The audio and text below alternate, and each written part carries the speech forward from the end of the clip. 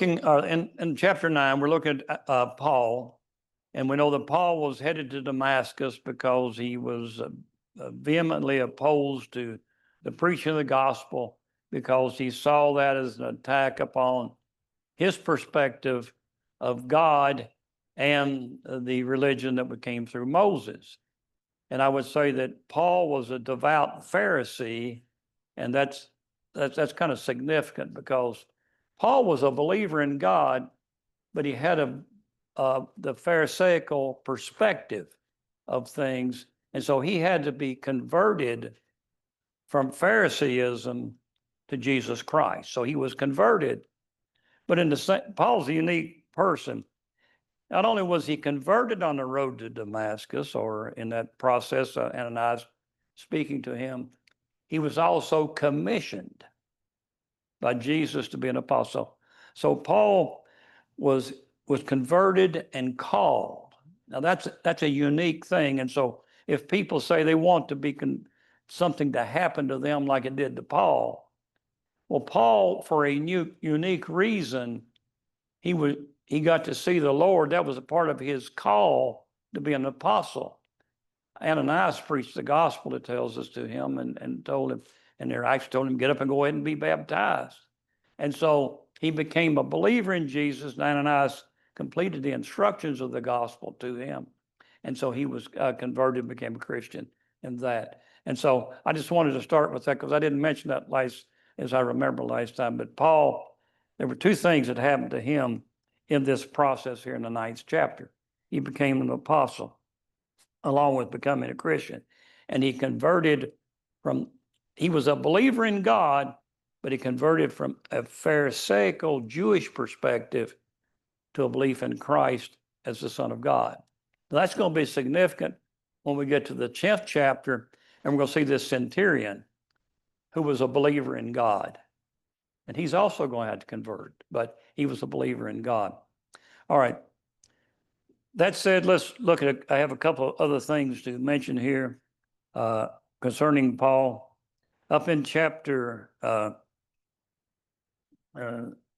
19 and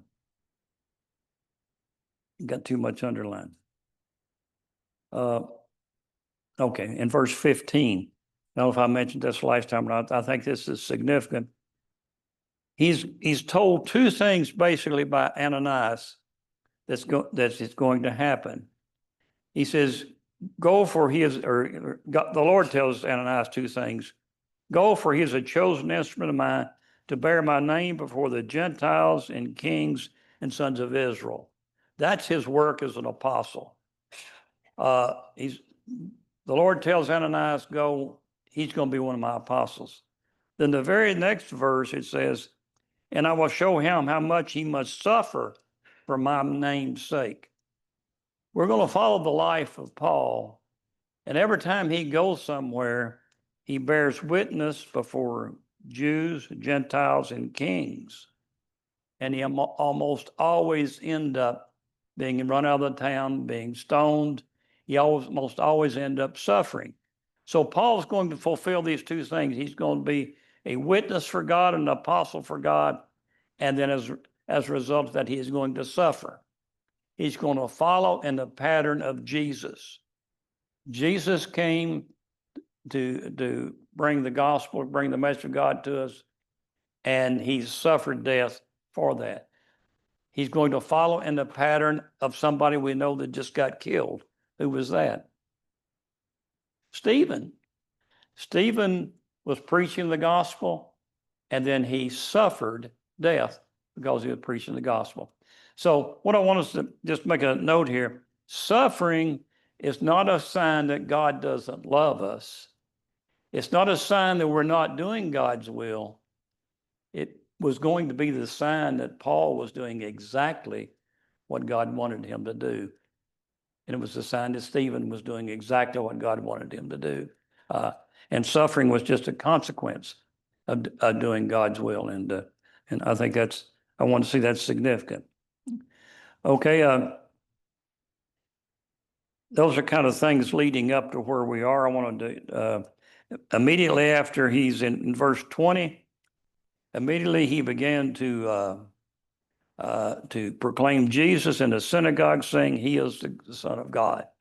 So now Paul is in Damascus, and he has met with Ananias, and he's been baptized, and immediately he begins to preach the gospel. How could Paul do that so quickly? He came here to kill Christians, and he's immediately preaching the gospel. I want us to turn to Galatians 1. And this, I think, relates to what I was talking earlier about Galatians 1, verses 11 through 18. I'm going to read that.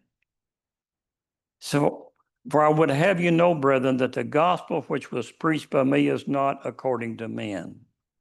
First thing Paul says, I did not have to learn this from men. For I neither received it from man, nor was I taught it, but I received it through a revelation of Jesus Christ. Paul, being an apostle, Christ revealed to him, and we don't have the details of that, revealed to him the things that he spent 3 years teaching the other apostles. He reveals that to them. For you have heard of my former manner of life in Judaism, how I used to persecute the church of God beyond measure and tried to destroy it. And I was advancing in Judaism beyond many of my contemporaries among my countrymen, being more extraordinarily zealous for my ancestral traditions. But when God, who had set me apart, even from my mother's womb, and called me through his grace, was pleased to reveal his Son to me so I might preach him among the Gentiles, I did not immediately consult with flesh and blood, nor did I go up to Jerusalem to those who were apostles before me, but I went away to Arabia and returned once more to Damascus. Then 3 years later, I went up to Jerusalem to become acquainted with Cephas and stayed with him 15 days. So Paul becomes very active immediately. He already had an excellent understanding of the Old Testament because he had studied with Gamaliel. And now Jesus reveals to him the things that he needs to know to be a preacher of the gospel. And he's immediately preaching the gospel. And we're going to see, and down in verse 22, and Paul kept increasing in strength and confounding the Jews who lived at Damascus by proving that Jesus is the Christ. Do you remember back in chapter 6, there was somebody who was confounding the Jews at the synagogue? Stephen was.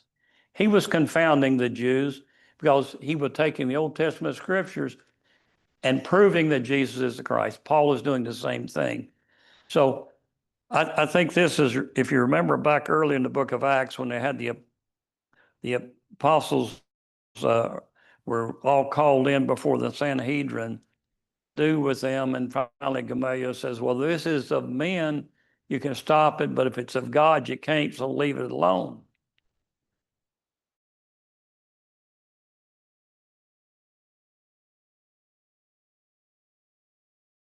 They preached the gospel.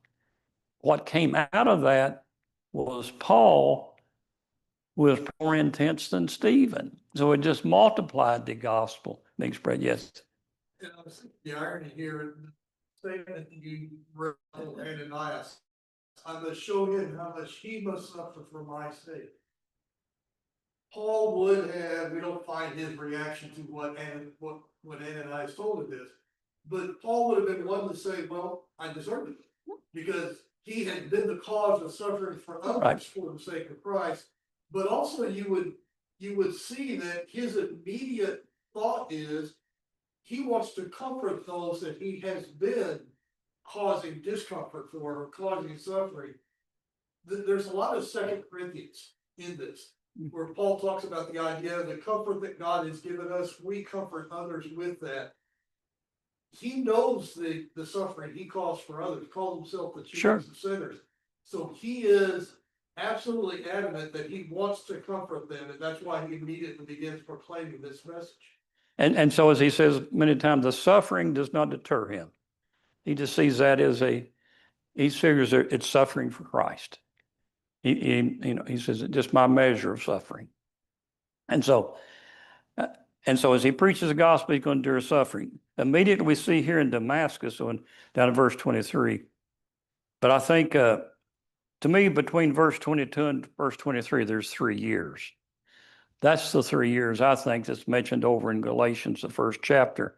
I read, he apparently comes to Damascus, or in Damascus he preaches. He apparently goes to Arabia. I don't think he goes into the desert to meditate because he already knew the full gospel. He's probably visiting the cities of Arabia, preaching the gospel, and comes back to Damascus. And then I believe verse 23 probably picks up after he comes back to Damascus. And when many days had elapsed, the Jews plotted together to do away with him. Here he's suffering. But their plot became known to Saul, and they were also watching the gates by day, and so they might put him to death. But his disciples took him by night, let him down through an opening in the wall, and lowering him in a large basket, he went away, and he goes from there. He goes to Jerusalem. So we see this, to me, we establish a cycle here. He preaches the gospel. He confronts and confounds those who are opposed to the gospel. Either they believe it and repent, or they reject it and try to get rid of him.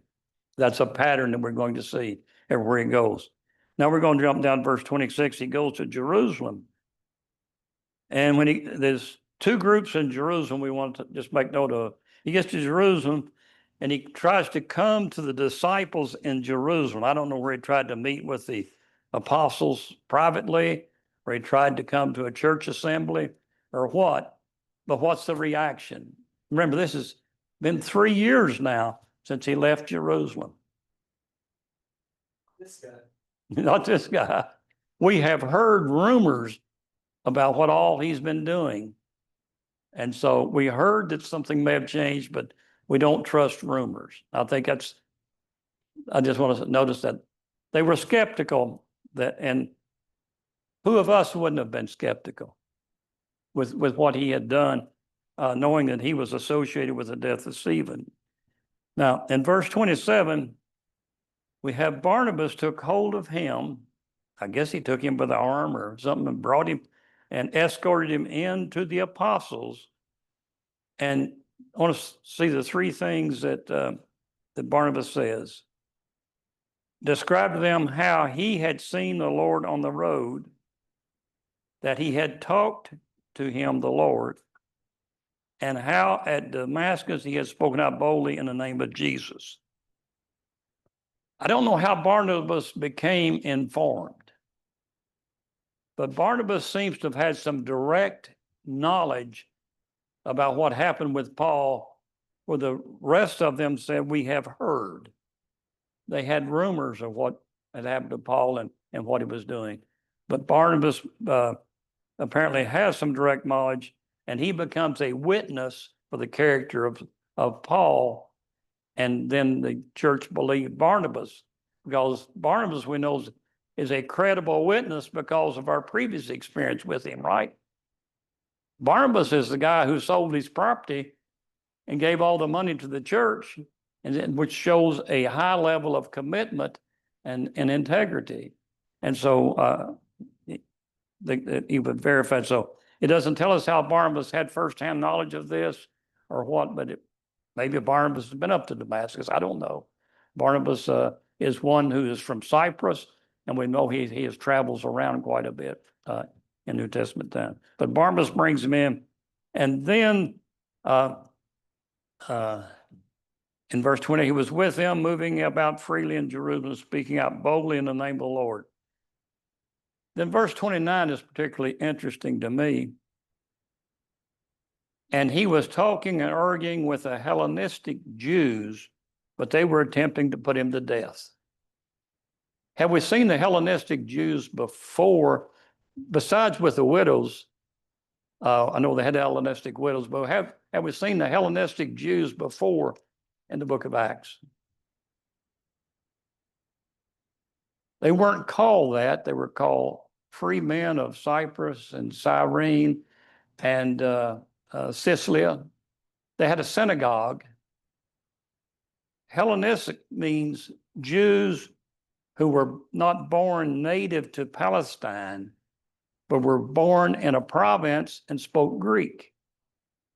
I suggest you that Paul has gone back to the same group of people that he was partners with in the stoning of Stephen, and is now trying to teach them the gospel. Because it's the same category of people, the Hellenistic Jews, are Jews that are not native born. And so there's a very good chance he goes back to the very synagogue that Stephen had been preaching in, because we saw at that time Paul was very closely associated with those people because he held their coats.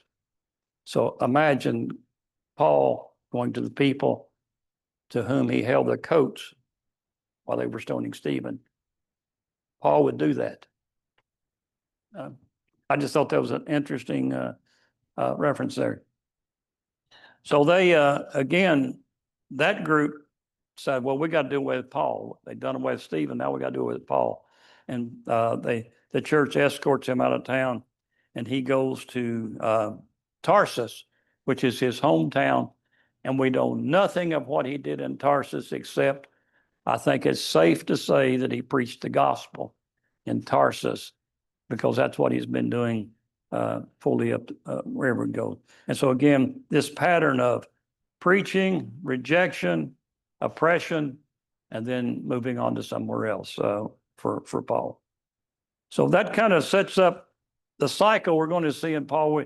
We're going to, in the book of Acts, at this point, we're going to jump back and look at Peter. But that sets up a cycle that we're going to see all through the missionary journeys for Paul. Everywhere he goes, this same cycle is going to occur until he gets finally to Corinth, and the Spirit tells him he's going to get to stay a while. Any other thoughts here on this part?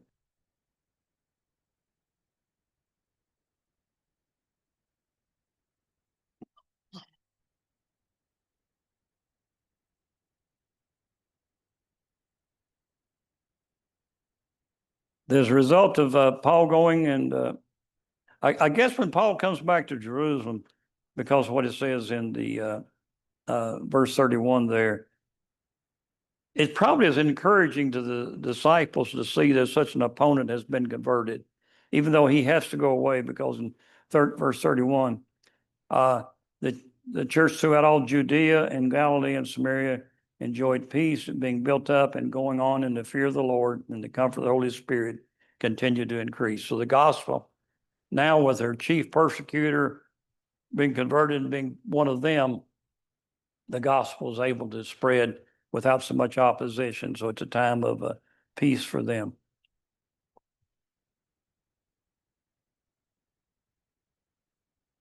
Okay. Anything else there? What we're going to do now is we're going to jump at the last, from verse 32 to 43 of chapter 10, are two events in Peter's life.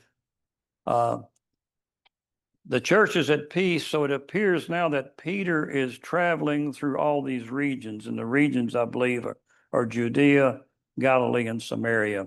Mentioned in verse 31, it says, now as Peter was traveling through all these regions, he came down also to the saints who were at Lydda.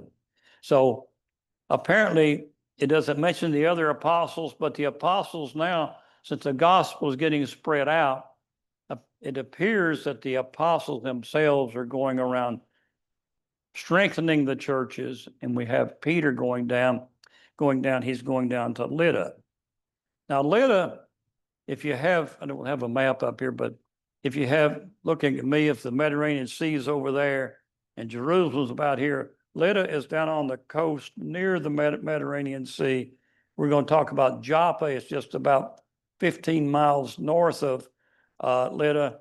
And then we're going to talk about Caesarea, which is about 30 to 35 miles north of Joppa. And so those are the three next places we're going to talk about that Peter's going to be.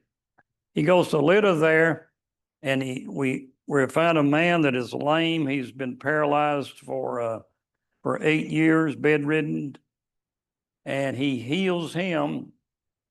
And all who were at Lydda and Sharon saw him, and they turned to the Lord. Peter goes down and he performs a miracle. It becomes evidence that Peter is a teacher from God, and he preaches the gospel, and they turn to the Lord. Any thoughts or questions about that? This is almost like Jesus when he goes to the temple, or he goes to a pool in Jerusalem and sees a lame person. He heals them. It's always to demonstrate that God is working through these individuals. David? It's amazing to me how much, or I guess you could say, how little detail we get about what happened there. You know, it's really an amazing thing. It says all who lived there. You know, so many people, it seems like, are converting and believing in Jesus, and it's just amazing how little detail we get. Then move on. This lame man must have been a person as well known, because it becomes obvious to all that he's been bedridden for 8 years. Now he's up and about, and so that has an impact. And that's what the purpose of the miracles was, to wake people up that this is a message from God. And so many were converted there. Then verse 36, Luke switches the scene to Joppa. So now in Joppa, there was a disciple named Tabitha, which translated in Greek is called Dorcas. This woman was abounding with deeds of kindness and charity, which she continually did. I want us to, what type of person was this? Well, this was a Christian woman. That's the picture of a person who has become a Christian, is one who is abounding with deeds of kindness and charity continually. And so she had this picture. So she was having an impact on her community. And half of the time she fell sick and died, and when they had washed her body, they laid her in the upper room. And so they sinned, since Lydda was near, mine says near Joppa, about a 3 or 4 hour walk from Joppa. They didn't have buses or trains or cars. So somebody they heard that Peter's over at Lydda.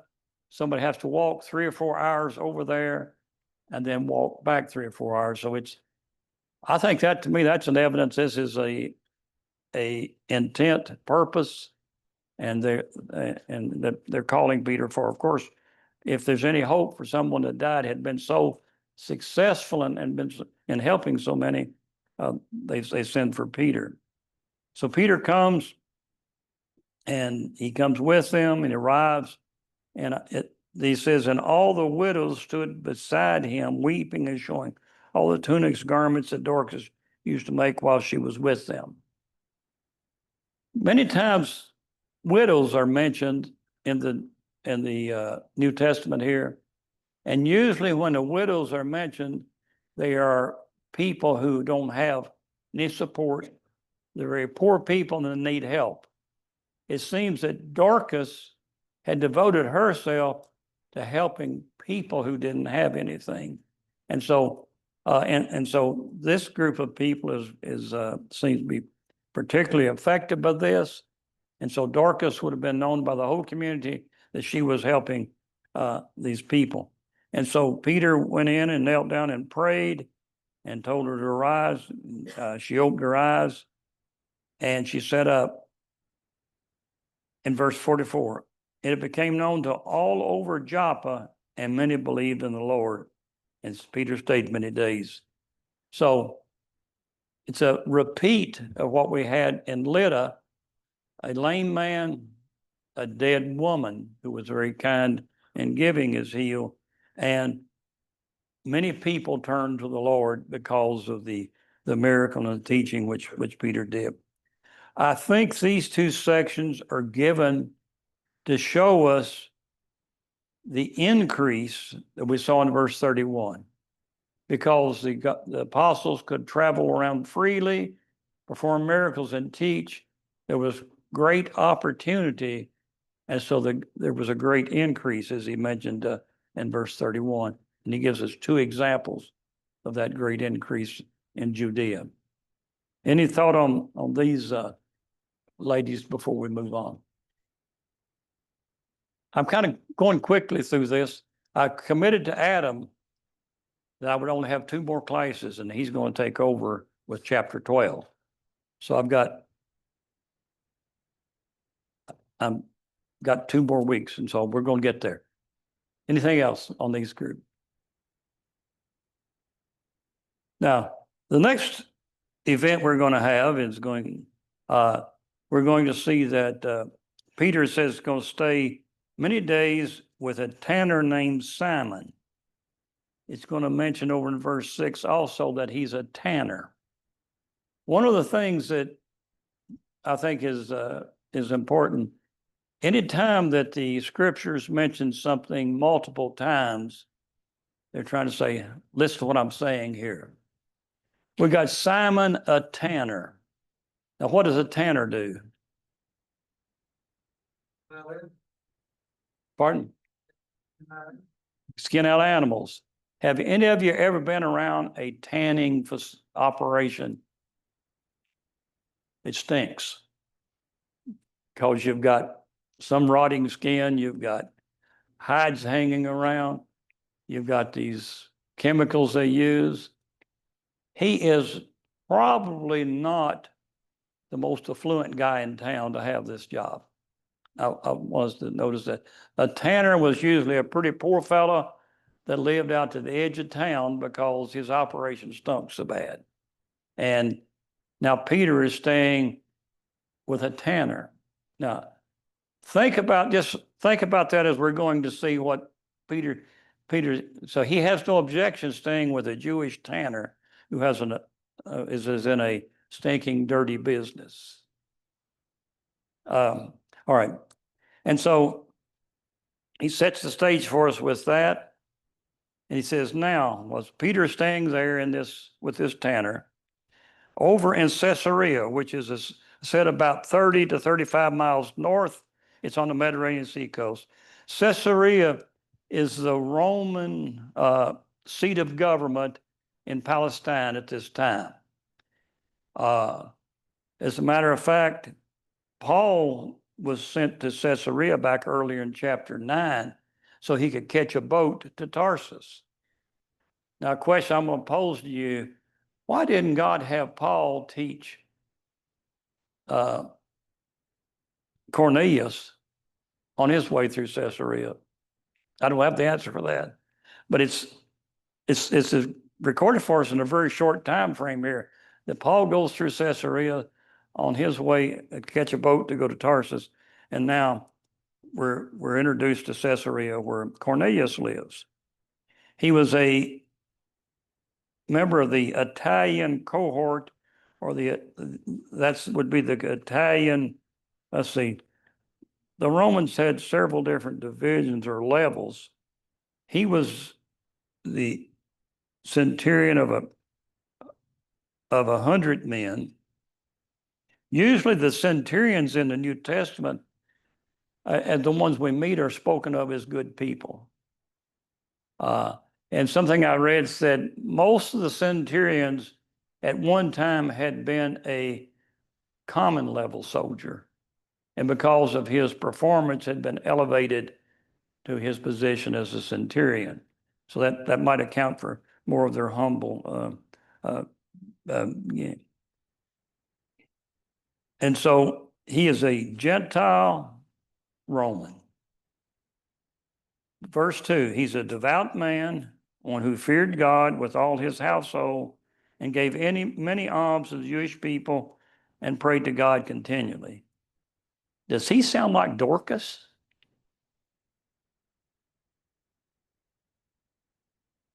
He's got the same characteristics. Why would he have this characteristic, I want to ask you? Why would he fear God and pray to God?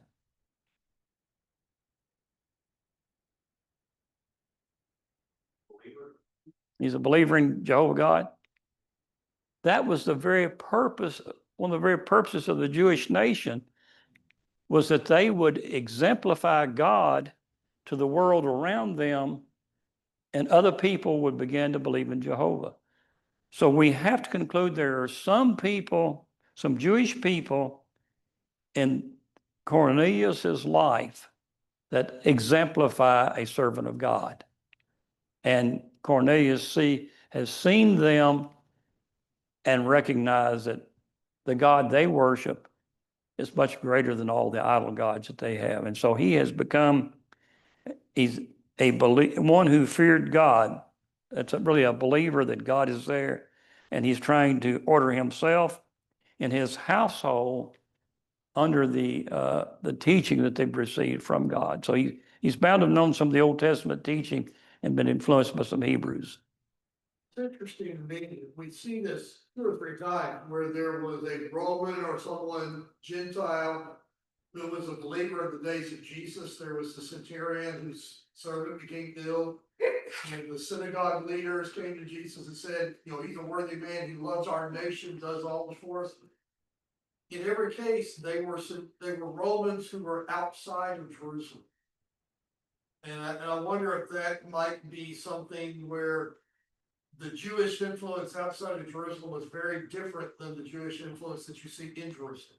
That's a good thought, Eddie, because in Jerusalem we have this very partisan conflict between the Pharisees and the Sadducees and the other parties. It's a very offensive conflict, and the Romans don't seem to get along with the people in Jerusalem at all. But such as up at Capernaum or Caesarea, these other cities where we see a centurion, we do see that the people there must have had a better interaction with them. That's a really good point. And so this has to be how he learned about God, was from the Jewish people in his community that he's associated with. And so I must note he's a devout man. He's a believer in God, and he's trying to order himself and his family according to God. About the 9th hour of the day, he clearly saw in a vision the angel of God who had just come in and said to him, Cornelius. Now, it's interesting to me here. It says he clearly saw in a vision. It's hard for me to know whether this was manifest in front of him as a hologram or something, as I might say, or whether it's something that he's just saw in his mind. The way it sounds almost like it's like we would say a hologram that's put in front of us, and it speaks to him. It seems to be because he's alarmed by this, and it says, "What is it, Lord?" And then he says, "Your prayers and alms have ascended as a memorial before God." I think that a lot of times we get sidetracked in discussing, well, could he pray to God when he hadn't been baptized? That's not the point here. The point here is that he was believing in God. He was a believer in God, and he was petitioning God for the things that he needed. And he was displaying the grace of God to other people. That's the kind of person that God wants. Let's compare him with Saul for just a moment. I think there's a good comparison. Was Saul a believer in Jehovah God? Very devout believer in the Jehovah God. He was trying to do for God what he saw as his duty in fulfilling that. He was a little bit misinformed by his Pharisee religion, but God saw his sincerity of heart and gave him an opportunity.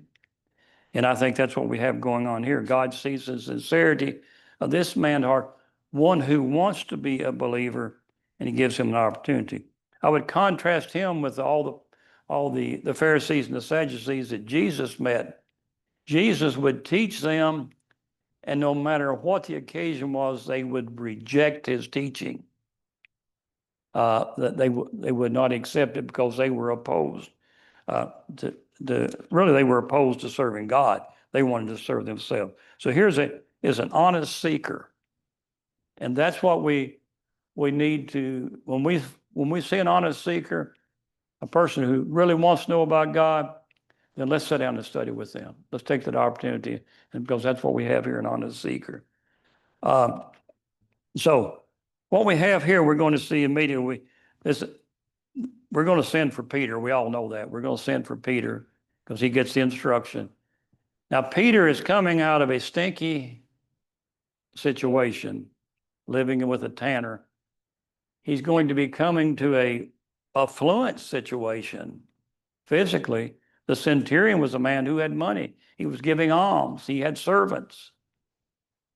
But God's got to get Peter to change his perspective of this centurion to see that he is a devout believer in God. That becomes really for all of the Bible, but from here on in the book of Acts, that becomes to me a focal point. Is devout believers in God is the criteria, not whether you're Jewish or not. And so I guess we'll quit there tonight, and we'll finish up chapter 10 next Wednesday night, and then we'll do chapter 11 the Wednesday night after that. Thank you very much.